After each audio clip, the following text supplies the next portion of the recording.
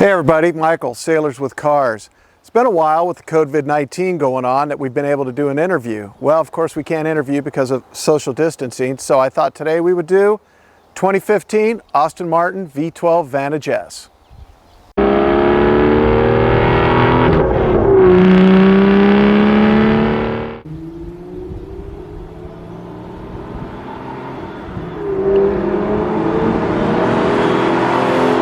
Hey everybody, it's Michael, Sailors with Cars. Well, with the COVID-19 Kung Flu going on, we decided that we'd stop doing videos, of course, because we can't bring anybody in the shop/studio because of the distancing requirements that are needed. I've gotten a couple emails from people wondering if we're going to do any more videos. Yes, we will do videos. Hopefully sometime in May we'll be able to start back up again.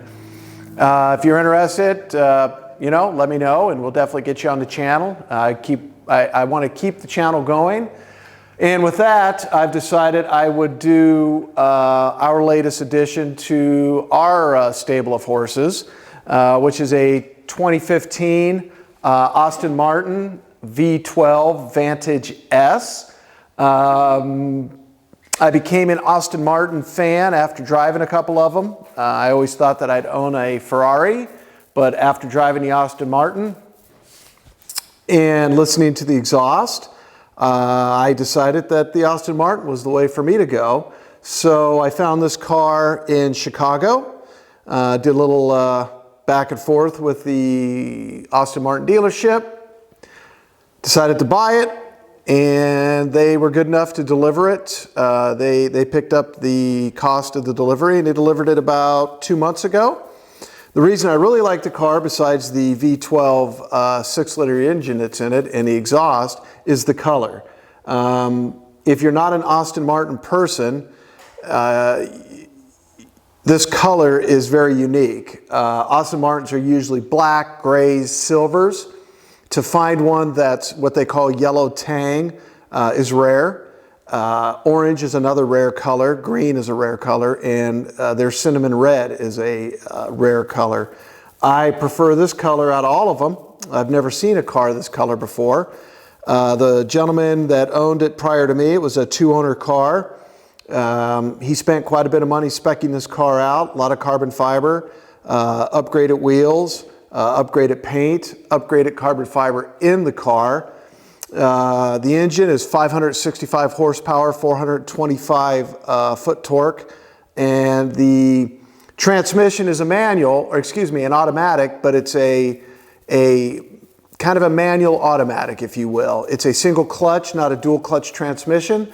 So if you're driving it in full automatic, it's a little shifty. It shifts hard if you're not used to that. The way this car really likes to be driven is in paddle shift mode, where you're actually driving it. So you go through like you're shifting through the gears. You release the accelerator a little bit, shift to the gear and come back on it. It takes a little bit of timing, but once you get used to it, it's an excellent car to drive. Handles tremendously. I don't know how to explain it. It's just a great handling car, and of course, plenty of power. This is Aston Martin's biggest engine, and it's put in their smallest car. The Vantage is the smallest Aston Martin that they make. It's a little bit bigger than a Porsche, I believe. Maybe about the same size as 911. I'm not real sure. It's a little bit bigger than my Boxster. And like I said, it's a two-seater. It's a Grand Touring. It's not a sports car, but it drives like a sports car. When we look at the interior of it, you'll see there really is no back space for it, which is another reason I decided to go with this and not the California, because don't need a back seat. Can't use them anyhow. I'm not going to put anything back there. This has got a little shelf back there that you can actually set up and put things on. But this has got a proper, as the British call it, boot. It's got a good-sized trunk that you can actually put things in and travel. So we could take a look at the engine. I'll pop the hood here and we'll take a quick look at the engine. Just keep the camera rolling. We'll just take a quick look. Another thing I like about these cars, the doors. They don't open like a Lamborghini where they open up, which is fine with me, but they open up in what Aston Martin calls a curb scratching mode. It's 12 degrees up. The door opens just a little bit so you don't hit any curbs as you're opening your car door to get in and out of it. Did I know that before I bought this? No. Pacer, please do not get in the car. So this is Aston Martin's 6-liter V12 engine, naturally aspirated. It's a beast. Everybody says, well, geez, you know, maintenance involved in these. Well, Aston Martin has been putting these engines in cars for 10 plus years. So these are a pretty rock solid engine. They stopped putting the V12 in cars in 2018. They went with a Mercedes AMG twin turbo V8. A little bit more horsepower, but it doesn't have the growl that the V12 has. And trust me, this car's got quite the growl to it. Carbon fiber, car's got carbon fiber all up front. There's a little bit of a crack in the carbon fiber up front. I didn't do that. We're not sure how it happened, but other than that, the car is in beautiful condition. There was no issues with anything. There was no scratches. I had the front of the car wrapped in auto armor up in Miramar. They did a great job for me. We didn't do the whole car. Didn't think it needed to be done, but I definitely wanted to do the front of it and the hood. And they were also able to put down some anti-scratch bumpers underneath the carbon fiber on the front end of the vehicle. Once again, the doors open at a 12 degree. It's got kind of a neat door opening latch mechanism to it. We'll talk about the interior when we shift the camera up there. Do you want to shift the camera around back and look at the boot? Okay, so we moved around to the back of the car. Car's got a great ass end to it. Carbon fiber inlays, carbon fiber on the bottom, all carbon fiber here. And like I said, as the British say, it's got a kind of a hatchback trunk kind of a affair, but it's got plenty of room. You can actually put suitcases back here. I mean, yes, it's not an SUV, I get that, but at least it's got something back there. It's better than nothing. Inside, which side do you want? All right, so inside, car's got of course it's a 2015, so it's nicely appointed. It doesn't have all the, even though it's only 5 years old, it's not like the car's 20 years old. Technology-wise, there's no Apple Play or CarPlay, which is honestly fine with me. What I really like about it is the key assembly. So this is the actual valet key. This isn't the main key that comes with the car. These cars, when you buy them, come with what's called a crystal key. Key's identical, except on the very end of it, there's a crystal. And if you drop it, of course, the crystal breaks, and I think it's like $2,000 to get that replaced. So most people use the valet key, 2 reasons. It's a little bit lighter, and you can actually, if you need to put another key on it, I was told you could do that, but you know, as I look at this, you can't. But regardless, I don't keep keys on it. The key does not come in this color. This is the yellow tang. I sent this key off to Britain to have a gentleman, because the valet key was kind of in bad shape. So they took it apart, repainted the exterior of it, fixed the buttons on it, and sent it back to me. And I'll go over this when we take the car for a drive, but the key actually goes into here, and then you push the key in and it starts the engine up. It's a button console, drive, neutral, reverse, and sport mode. It's got a different setting for the suspension, which is down here, and there's also a track mode for the car.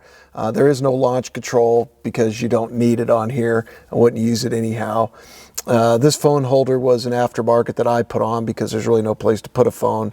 It's got a small compartment here for storing items, and it's got an old iPad or iPod connection pin in there. We found out from the Aston Martin dealership that this small device, if I can get it out, is actually armrest.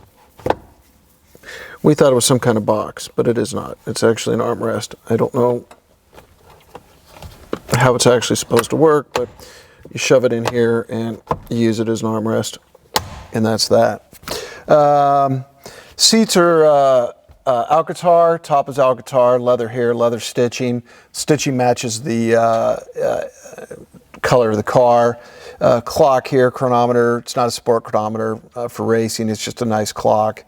Gauges are pretty simple on it, which I like. The tach and the speedometer actually they oppose each other when you're driving. So that's something you got to kind of get used to as you're driving the car. There's no fancy digital readout. It's just analog gauges, which once again, I like. Paddle shifters here, carbon fiber paddle shifters. There's carbon fiber inlaid throughout on the doors. And of course here in the center console.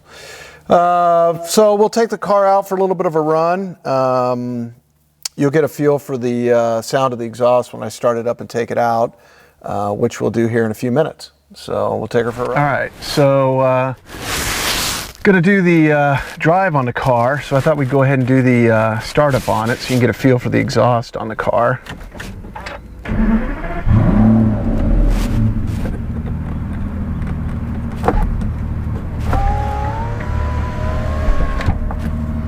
One of the things I really love about this car is the actual exhaust on it. You just can't go wrong with it. All right, so we're in sport mode, which means we're going to be using the paddle shifters. As we head out here, we'll do our normal little quick drive around the neighborhood. The neighbors, sometimes the neighbors, I get the slow down mark as I'm driving, but we'll try not to be unneighborly as we're going around here. Hopefully that guy's going to turn so we can have a little space. Now the car is warmed up, which is good. If it's not warmed up, it can be a little grabby as it's going through gears. But I took it out prior to the interview to put a little bit of gas in it, get it warmed up. So we're good in that area. You just gotta love the shifting and the noise. I mean, I've driven a few cars, and I always like a car that's got not an obnoxious, loud exhaust. Nobody likes that, but a definite, nice rumble exhaust. This car to me, and this is factory exhaust now. This is not a aftermarket exhaust system that's been put on these cars. If you're not familiar with Aston Martin, their exhaust systems are, I don't believe there's another car that has exhaust like Aston Martin. There's no beating it. I just know how to explain it. It makes you happy as you're driving it. And when you're shifting down, it's just like that raw exhaust that comes out as you're shifting down. Cornering, well, it's phenomenal. The car handles awesome. People ask me, are you gonna autocross it or track it? Absolutely not. I'm sorry, it's not me. I like my fast cars, don't get me wrong. I'm not a race guy, so I just enjoy driving it. Wife enjoys riding in it. We really haven't been able to take it much of anywhere because of the COVID-19, but we will. Things will get back to normal. We'll get on it. Do I think we'll take it for any long road drives? I don't know. I hear people say that, it's comfortable enough. Well, it is comfortable, don't get me wrong. It's not like sitting in the old 94 Ranger truck. The seats are very nice and they definitely hold you in. But would I want to sit here for hours on end? I don't know. Maybe. Maybe not. Don't know. We'll figure that out as we go along. When I bought the car, another thing about it was nobody drove it much. It had, like right now, I think it's got 65 or 6,800 miles on it. For 5 years old, nobody drove the thing. Just listen to how you just gotta love that as it shifts down. Anyhow, well, hello there, mister. You get a little closer there as you're turning. Nobody drove the car much, which is fine with me. Get on it here a little bit.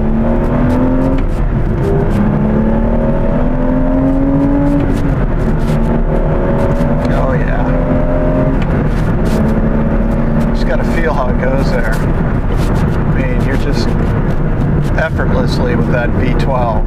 Yeah, it's engine for days going along there. And, you know, I won't say how fast we were going, but faster than I think you'd think we were. This car, there's no red line on it. It just goes to 8,000 and that's that. And that's pretty much the red line. People always ask how fast have you had it? Well, fast enough. One thing I've noticed with this car, everybody thinks they're driving a race car when they come up alongside of you. That's for sure. Everybody thinks they can race you, and honestly, I don't really give a rat's ass. If you want to go race, go race. I'm just happy to be driving it. It's just a great car to drive. I don't know what else I can tell you about it. I haven't told you much of anything other than I just really like driving it. And that's why I bought it.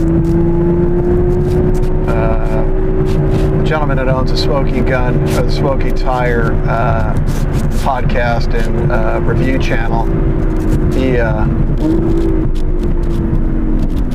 gotta go.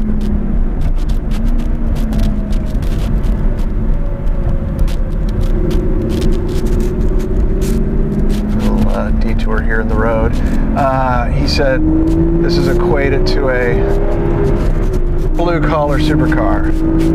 Guy that's worked his way up in life. You know, I don't really consider myself a blue-collar guy, but I've earned every dollar I've ever made. No one ever gave me anything.